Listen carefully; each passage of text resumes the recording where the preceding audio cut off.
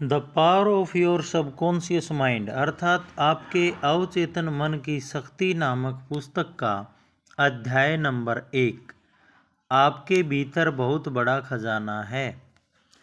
आपके भीतर बहुत बड़ा खजाना है। उसे हासिल करने के लिए आपको बस अपने मन की आंखें खोलकर उसे देखना भर है। आपके भीतर नियामतों का अथाह भंडार है। उनमें से आप सुखद, समृद्ध और आनंदमयी जीवन जीने के लिए जरूरी हर चीज निकाल सकते हैं।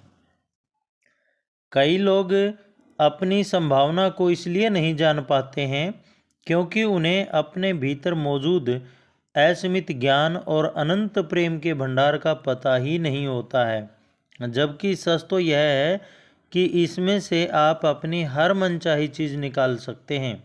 लोहे का चुंबकीय टुकड़ा अपने भार से 12 गुना अधिक वजन उठा सकता है, लेकिन अगर आप उसके चुंबकीय गुण को हटा दें तो यह एक पंख भी नहीं उठा पाएगा। इसी तरह लोग भी दो तरह के होते हैं। एक वे जो चुंबकीय होते हैं, वे आत्मविश्वास और आस्था से भरे होते हैं। वे जानते हैं कि वे सफल होने तथा जीतने के लिए पैदा हुए हैं। दूसरी तरफ वे लोग होते हैं जिनमें चुंबकीय गुण नहीं होता। वे बहुत बड़ी तादाद में होते हैं। वे डरों और शंकाओं से भरे होते हैं। अवसर सामने आने पर वे कहते हैं, अगर मैं सफल नहीं हुआ तो क्या होगा? कहीं मेरा पैसा न डूब जाए, लोग मेरी हंसी उड़ाएंगे। इस तरह के लोग जिंदगी में ज़्यादा आगे तक नहीं जा पाते। उनका डर उन्हें उसी जगह पर रोके रखता है जहां वे हैं। आप चुंबकीय व्यक्ति बन सकते हैं बशर्ते आप इतिहास के सबसे बड़े रहस्य को समझ लें और उस पर अमल करने लगें। इतिहास का सबसे बड़ा रहस्य है।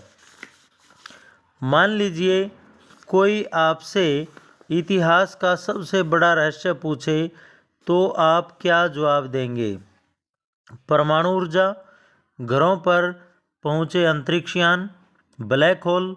नहीं, इनमें से कोई नहीं। तो फिर सबसे बड़ा रहस्य क्या है? इंसान इसे कहाँ खोज सकता है? इसे कैसे खोजा जा सकता है और इसका लाभ कैसे लिया जा सकता है? जवाब आसान है। यह रहस्य है आपके अवचेतन मन में पाई जाने वाली अद्भुत चमत्कारी शक्ति। यह वह आखिरी जगह है जहाँ ज़्यादातर लोग इसकी तलाश करते हैं। इसी कारण यह रहस्य बहुत कम लोगों को पता चल पाता है। आपके अवचेतन मन की अद्भुत शक्ति। अवचेतन मन की छिपी हुई शक्ति का प्रयोग करना सीखकर आप अपने जीवन में अधिक शक्ति, दौलत, सेहत, खुशी और आनंद पा सकते हैं। आपको इस शक्ति को हासिल करने की ज़रूरत नहीं है, यह तो आप में पहले से ही है। बहरहाल आपको यह सीखना होगा कि इसका इस्तेमाल कैसे किया जाता है। आपको इसे समझना ही होगा ताकि आप अपने जीवन के सभी पहलुओं में इसका प्रयोग कर सकें। अगर आप इस पुस्तक में दी गई आसान तकनीकों और प्रक्रियाओं का पालन करेंगे तो आपको आवश्यक जानकारी तथा समझ मिल जाएगी। एक नया प्रकाश आपको प्रेरित कर देगा। आप एक नई शक्ति उत्पन्न कर सकते हैं जिसकी बदौलत आप अपनी सभी आशाओं और सपनों को साकार कर सकते हैं। इसी समय फैसला करें कि आप अपने जीवन को पहले से ज़्यादा व्यापक, महान, समृद्ध और उदात्त बनाएंगे। आपकी अवचेतन गहराइयों में सभी आवश्यक चीज़ों के बारे में असीमित ज्ञान, शक्ति और आपूर्ति का भंडार है। आपका अवचेतन मन इस बात का इंतज़ार कर रहा है कि आप इसे विकसित करें और अभिव्यक्ति दें। अगर आप अपने अवचेतन मन की अक्षमता को पहचान लें तो आपकी इच्छाएं बाहरी जगत में साकार हो सकती हैं।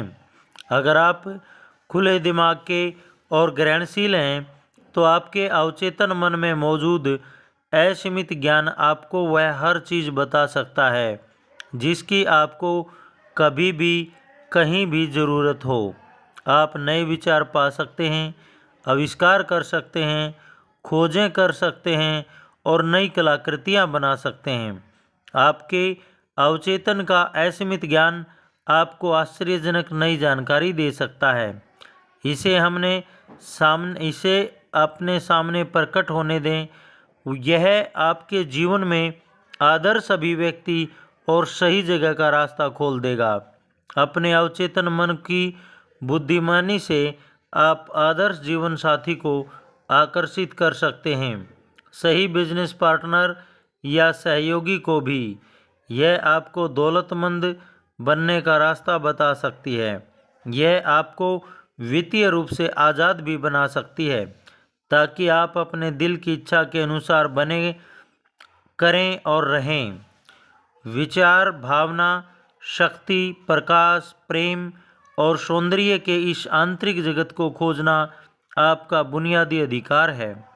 ये शक्तियाँ अदृश्य लेकिन बहुत शक्तिशाली हैं। आपके अवचेतन मन में हर समस्या का समाधान और हर परिणाम का कारण होता है। जब आप इन छिपी हुई शक्तियों का प्रयोग करना सीख लेंगे तो आपको प्रचुरता, सुरक्षा, खुशी और नियंत्रण बढ़ाने के लिए आवश्यक शक्ति तथा बुद्धिमानी मिल जाएगी। मैंने अवचेतन मन की शक्ति को देखा है। मैंने इसकी शक्ति से अपाहिजों को पूर्ण स्वस्थ होते देखा है। अवचेतन मन के सहारे उन्होंने खुशी, सेहत और आनंद की भावनाओं को हकीकत में बदला। यकीनन आपके अवचेतन में ऐसी चमत्कारी उपचारक शक्ति है जो परेशान दिमाग और टूटे हुए दिल का इलाज कर सकती है। यह आपके मस्तिष्क की जेल का दरवाज़ा खोलकर आपको आज़ाद कर सकती है। यह आपको सभी तरह के भौतिक और शारीरिक बंधनों से मुक्त कर सकती है। कार्यकारी आधार की आवश्यकता। अगर आप किसी भी क्षेत्र में प्रगति करना चाहते हैं तो इसके लिए एक अनिवार्य पहल कदम है। आपको एक शाश्वत कार्यकारी आधार का पता लगाना होगा। अपने अवचेतन मन की कार्यविधि में निपुण बनने के लिए आपको इसके सिद्धांतों को समझना होगा। तभी आप इसकी शक्तियों का इस्तेमाल करते समय जान पाएंगे कि आपको कौन से परिणाम मिलेंगे। आप जिन विशिष्ट लक्ष्यों को हासिल करना चाहते हैं उन्हें आप इन शक्तियों की मदद से साकार कर सकते हैं। कई सालों तक मैंने केमिस्ट का काम किया था। अपने शुरुआती प्रशिक्षण में मैंने यह सीखा कि जब आप हाइड्रोजन के 2 परमाणुओं और ऑक्सीजन के 1 परमाणु को मिलाते हैं तो परिणाम हमेशा पानी होता है। कभी कभार या अक्सर नहीं, हमेशा। जब आप ऑक्सीजन के 1 परमाणु और कार्बन के 1 परमाणु को मिलाते हैं तो कार्बन मोनोऑक्साइड नामक जहरीली गैस उत्पन्न होती है। लेकिन अगर आप ऑक्सीजन का 1 और परमाणु जोड़ देते हैं तो आपको कार्बन डाइऑक्साइड मिल जाती है, जो प्राणियों के लिए हानि रहित और पौधों के लिए जीवनदायी होती है। ये शाश्वत और अपरिवर्तनीय तथ्य है। इन्हें हम सिद्धांत कहते हैं। काम करने की दृष्टि से आपके अवचेतन मन के सिद्धांत केमिस्ट्री, फिजिक्स और गणित के सिद्धांतों से अलग नहीं हैं। अगर आप रासायनिक या भौतिक शक्तियों का प्रयोग करना चाहते हैं तो आपको इन क्षेत्रों के सिद्धांतों को सीखना होगा। इसी तरह अगर आप अपने अवचेतन मन की शक्ति का प्रयोग करना चाहते हैं तो आपको इसके सिद्धांतों को सीखना होगा। आमतौर पर इस सिद्धांत को सभी स्वीकार करते हैं। पानी अपना स्तर खुद खोज लेता है। यह एक शाश्वत सिद्धांत है। यह हर जगह, हर समय पानी और पानी जैसे सभी द्रव्यों पर लागू होता है। प्राचीन मिस्र के लोग इस सिद्धांत को जानते थे। इसका प्रयोग उन्होंने महान पिरामिडों की नींव को आदर्श रूप से समतल बनाने में किया था। आज भी सिंचाई तंत्र से लेकर हाइड्रो इलेक्ट्रिक पावर स्टेशन बनाते समय इंजीनियर इसका प्रयोग करते हैं। या यह सिद्धांत लें, गर्म होने पर पदार्थ फैलता है। यह हर जगह, हर समय और हर परिस्थिति में सच है।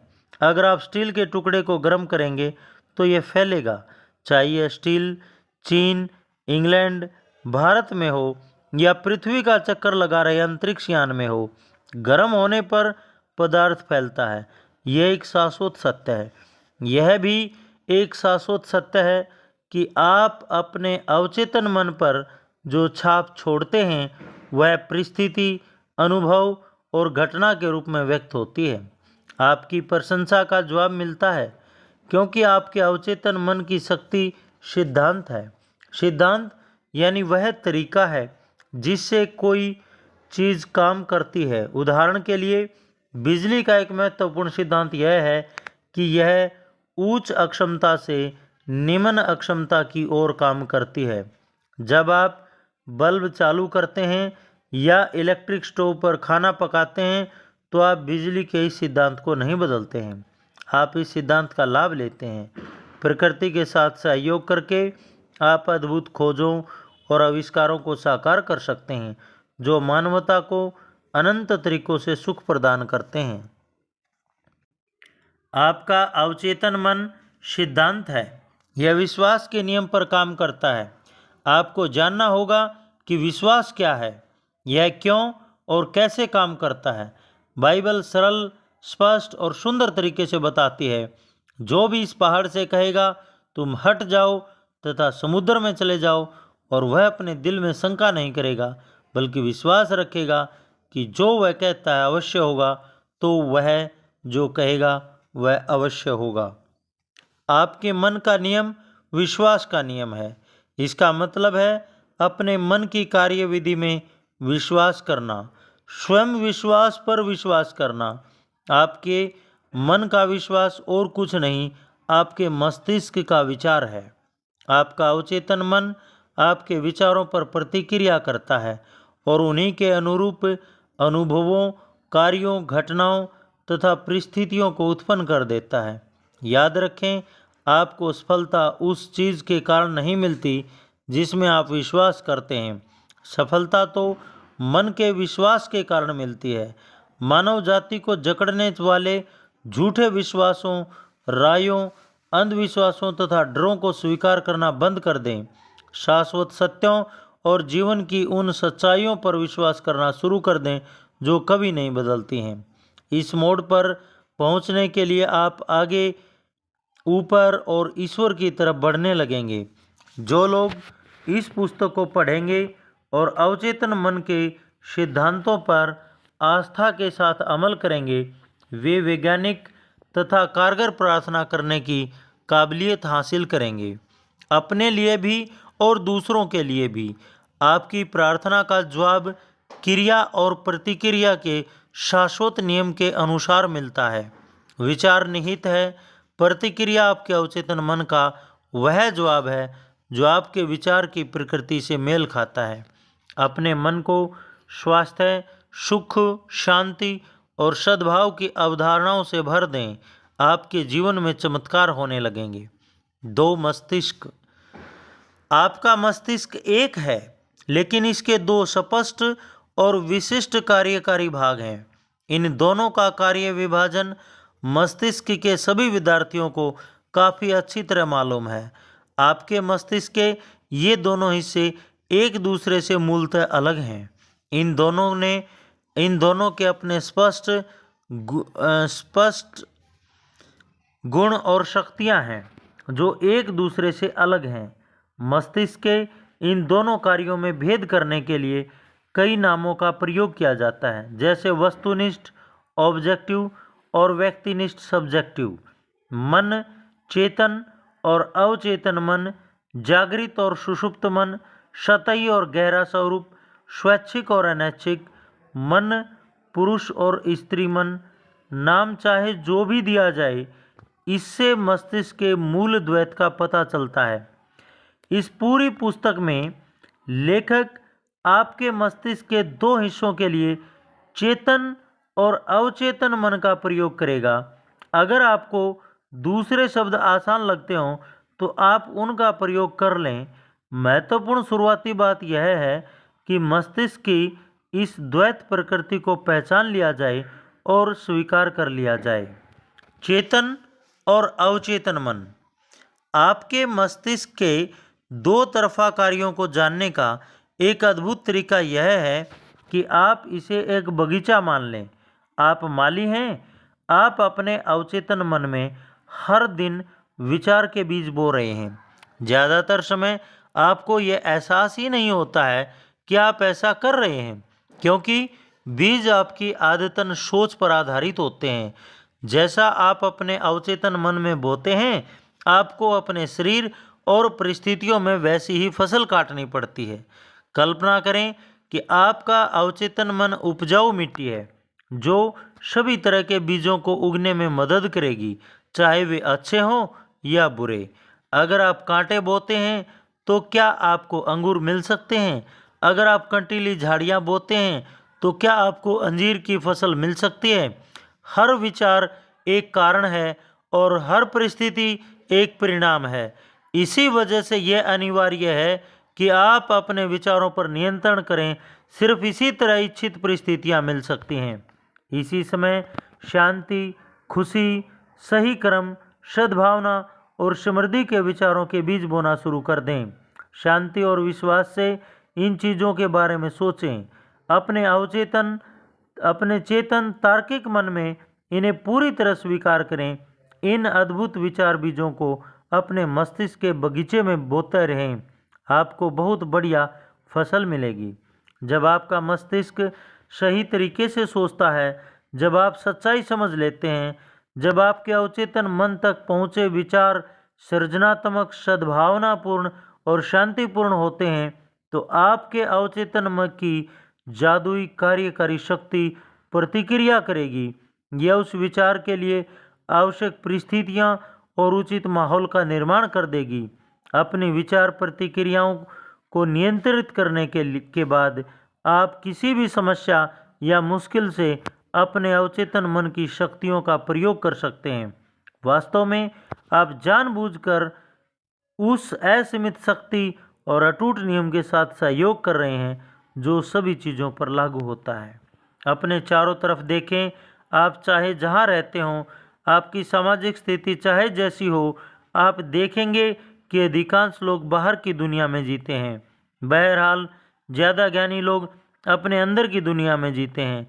उन्हें यह एहसास है, जो आपको भी होगा, कि अंदर की दुनिया से ही बाहर की दुनिया उत्पन्न होती है। आपके विचार, भावनाएं और सपने आपके अनुभव के जनक हैं।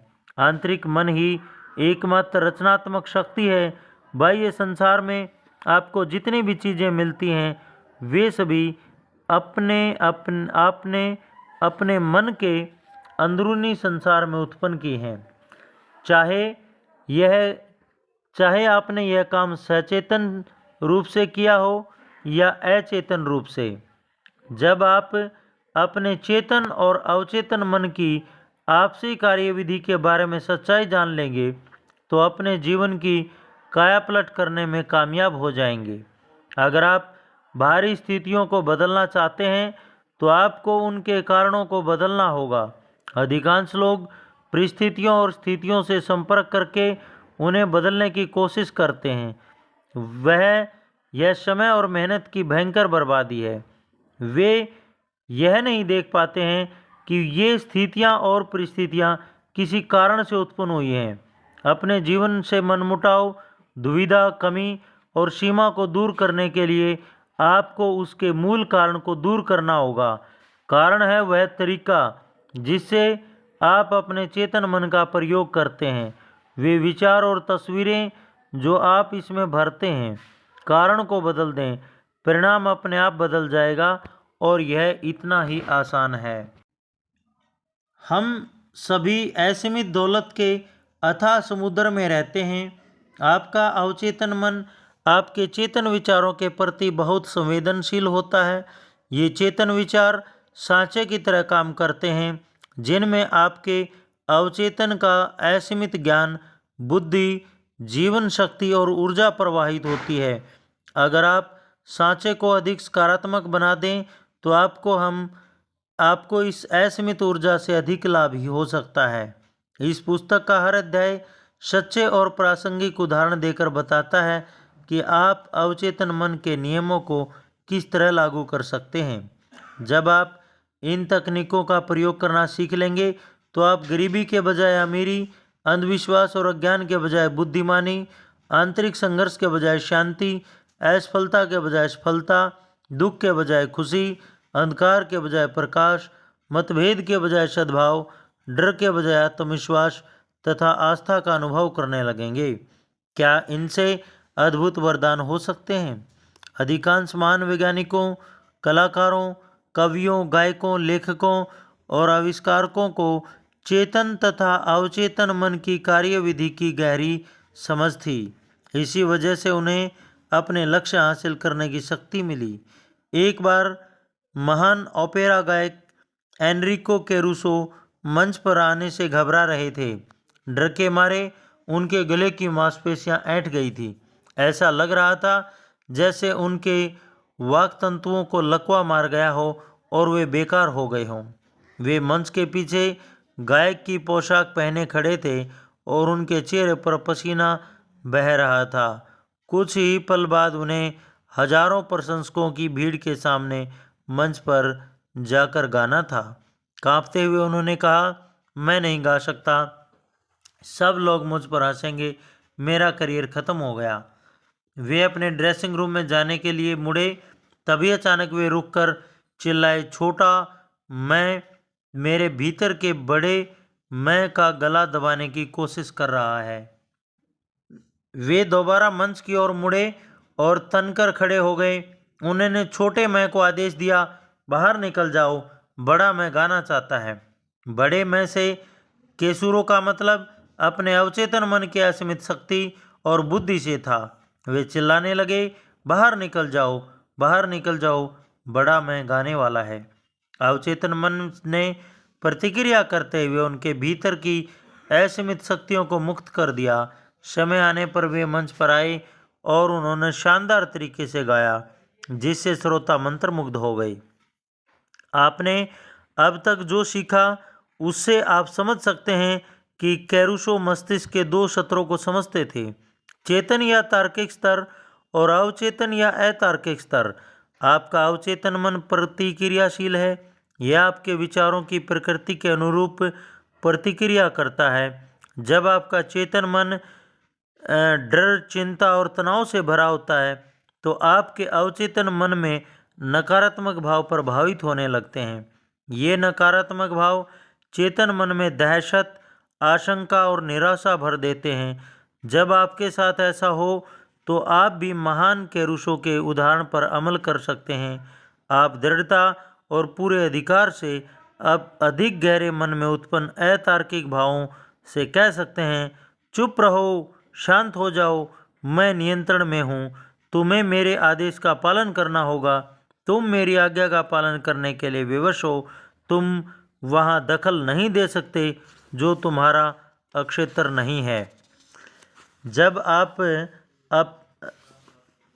अपने अधिक गहरे स्वरूप की अतार्किक भावनाओं से दृढ़ता और अधिकार से यह बोलेंगे तो परिणाम देखकर आप मंत्रमुग्ध हो जाएंगे।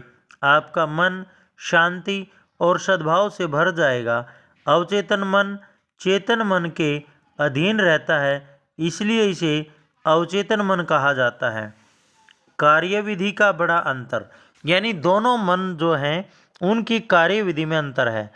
चेतन मन समुद्री जहाज का कप्तान है, वह जहाज को दिशा देता है, वह इंजन रूप के लोगों को आदेश देता है, तभी वे बॉयलर यंत्रों और बाकी उपकरणों को नियंत्रित करते हैं।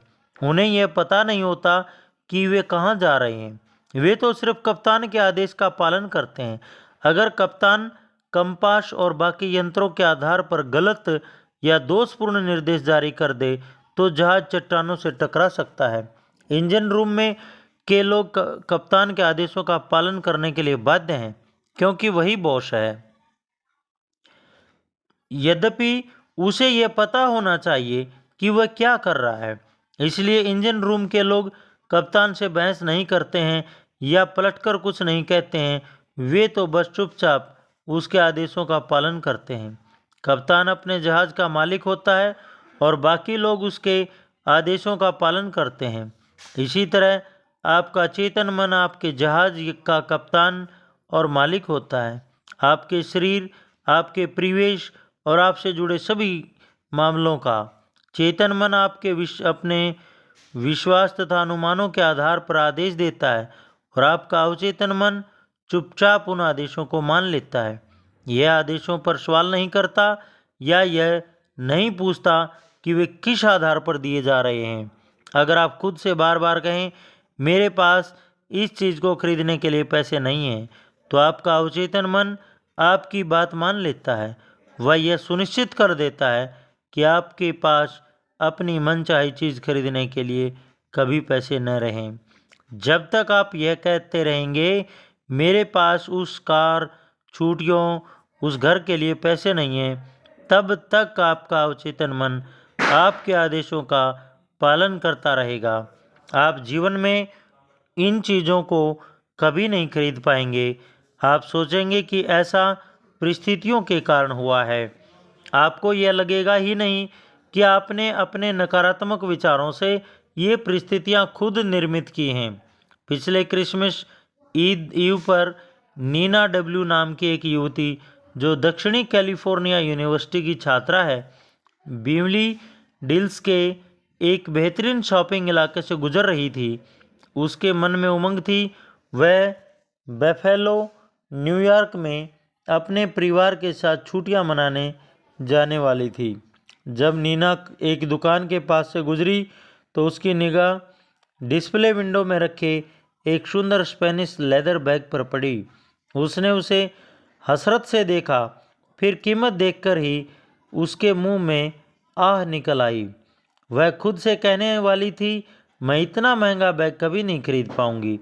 तभी उसे मेरे लेक्चर का यह वाक्य याद आया, कभी भी किसी नकारात्मक वाक्य को पूरा मत करो, उसे तत्काल उलटकर सकारात्मक कर दो और आपके जीवन में चमत्कार हो जाएंगे। कांच के पार रखे बैग को घूरते हुए उसने कहा, यह बैग मेरा है, यह बिक्री के लिए है। मैं मानसिक रूप से स्वीकार करती हूँ कि यह मुझे मिलेगा और मेरा अवचेतन मन यह सुनिश्चित करेगा कि यह मुझे मिल जाए। उसी शाम को नीना अपने मंगेतर से डिनर पर मिली। वह रैपर में लिपटा एक सुंदर तोहफा लाया था। सांस रोककर नीना ने उसे खोला। वहाँ पर वही लेदर बैग था जिसे उसने उसी दोपहर को देखा था और अपना मान लिया था। उसने अपने मन को उम्मीद से भर लिया था। इस तरह उसने इस मामले को अधिक गहरे मन यानी अवचेतन मन में पहुंचा दिया था, जिसके पास उपलब्धि की शक्ति है। बाद में नीना ने मुझे बताया मेरे पास उस बैग को खरीदने लायक पैसे नहीं थे, लेकिन इसके बावजूद यह मुझे मिल गया। अब मैं जान चुकी हूँ कि मुझे धन और बाकी चाही गई चीज़ों कहाँ मिलेंगी। वे सब मुझे अपने भीतर के शाश्वत खजाने से मिलेंगी। उसके अवचेतन ने किस तरह प्रतिक्रिया की। कुछ महीने पहले मुझे रुथ ए नामक महिला का पत्र मिला जिसने मेरे भाषण सुने थे। उसने लिखा था, मैं 75 साल की विधवा हूँ। मेरे बच्चे बड़े होने के बाद बाहर चले गए थे। मैं अकेली रह गई थी और सोशल सिक्योरिटी तथा थोड़ी सी पेंशन पर गुजारा कर रही थी। मेरा जीवन बहुत ही सूना और निराशाजनक था। फिर मुझे अवचेतन मन की शक्तियों पर आपका भाषण याद आया। आपने कहा था कि दोहराव, आस्था और उम्मीद के जरिए हम अपने विचार अवचेतन मन तक पहुंचा सकते हैं। क्या यह सच हो सकता है? मैंने आजमाने का फैसला किया। मेरे पास खोने के लिए कुछ नहीं था। मैं बार बार पूरी भावना से दोहराने लगी, कोई मुझे चाहता है, कोई मुझसे प्यार करता है, मैं शादीशुदा हूँ और मेरा पति दयालु, प्रेमपूर्ण तथा आध्यात्मिक मानसिकता वाला है। मैं सुरक्षित और सुखी हूँ। मैं लगभग 2 हफ्ते तक हर दिन यह बात कई बार दोहराती रही।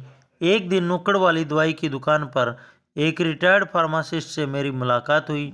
वे दयालु, समझदार और बहुत धार्मिक थे। वे मेरी प्रार्थना का आदर्श जवाब थे। एक हफ्ते के भीतर ही उन्होंने मेरे सामने शादी का प्रस्ताव रख दिया। इस समय हम यूरोप में हनीमून मना रहे हैं। मैं जानती हूँ कि मेरे अवचेतन मन की बुद्धिमत्ता ही हम दोनों को इतने करीब लाई थी। रुथ ने पाया कि खजाना उसी के भीतर था। उसकी प्रार्थना उसके दिल को सच्ची लगी और उसकी सकारात्मकता उसके अवचेतन मन में उतर गई, जो रचनात्मक साधन है। जिस पल उसने दृढ़ता से यह तस्वीर देखी, उसके अवचेतन मन ने आकर्षण के नियम द्वारा जवाब खोज लिया। बुद्धिमानी और समझदारी से भरा अवचेतन मन उसे और उसके नए पति को एक साथ ले आया। आप इस बारे में जरूर सोचें। जो भी चीज़ें सच्ची हैं, जो भी चीज़ें ईमानदार हैं, जो भी चीज़ें न्यायपूर्ण हैं, जो भी चीज़ें शुद्ध हैं, जो भी चीज़ें प्यारी हैं, जो भी चीज़ें अच्छी हैं, अगर कोई आस्था है और अगर कोई प्रशंसा है, तो इन चीज़ों के बारे में सोचें। अब इस चैप्टर से हमने यानी इस पाठ से हमने कुछ चीज़ें सीखी हैं, कुछ महत्वपूर्ण बिंदु सीखे हैं। वो महत्वपूर्ण बिंदु हैं, खजाना आपके भीतर है, अपनी दिली इच्छा का जवाब भीतर खोजें। नंबर 2, सभी युगों के महान व्यक्तियों का महान रहस्य यह था कि उनमें अपने अवचेतन मन की शक्तियों से संपर्क करने और उन्हें मुक्त करने की प्रतिभा थी। आप भी ऐसा कर सकते हैं। नंबर 3, आपके अवचेतन मन के पास सारी समस्याओं के जवाब हैं। अगर आप सोने से पहले अवचेतन मन से कहें, मैं सुबह 6 बजे उठना चाहता हूँ, तो यह आपको ठीक उसी समय जगा देगा। नंबर 4, आपका अवचेतन मन आपके शरीर का निर्माता है और आपका उपचार कर सकता है। हर रात आदर्श सेहत के विचार के साथ सोने जाएं और आपका वफादार सेवक यानी अवचेतन मन आपके आदेश का पालन करेगा। नंबर 5, हर विचार एक कारण है और हर परिस्थिति एक परिणाम है।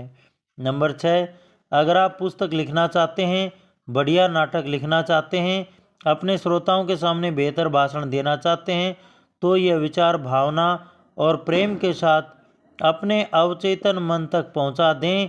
वह इस पर और इसी अनुरूप प्रतिक्रिया करेगा। नंबर 7, आप जहाज के कप्तान की तरह हैं। आपको सही निर्देश देने होंगे, वरना जहाज दुर्घटनाग्रस्त हो जाएगा। इसी तरह से आपको अपने अवचेतन मन को सही आदेश देने होंगे, जो आपके सभी अनुभवों को नियंत्रित करता है। नंबर 8, इस तरह के वाक्यों का प्रयोग कभी न करें, मेरे पास इसके लिए पैसे नहीं हैं या मैं यह काम नहीं कर सकता। आप जो सोचते हैं, आपका अवचेतन मन उसी बात को सच मान लेता है। वह यह सुनिश्चित करता है कि आपके पास कभी पैसे न रहें या वह काम करने की अक्षमता न रहे, तो आप जो आप करना चाहते हैं। इसके बजाय दृढ़ता से कहें, मैं अपने अवचेतन मन की शक्ति से सारे काम कर सकता हूँ। नंबर 9, जीवन का नियम शाश्वत का नियम है, विश्वास का नियम है। विश्वास आपके मस्तिष्क का एक विचार है। उन चीज़ों में विश्वास न करें जो आपको नुकसान या चोट पहुंचाएं। अपने अवचेतन की शक्तियों में विश्वास करें। यह विश्वास रखें कि वे आपका भी उपचार करेंगी, प्रेरित करेंगी, शक्तिशाली और समृद्ध बनाएंगी। आपके विश्वास के अनुरूप ही आपको मिलेगा। नंबर 10, अपने विचारों को बदल लें, आपकी तकदीर खुद ब खुद बदल जाएगी। धन्यवाद।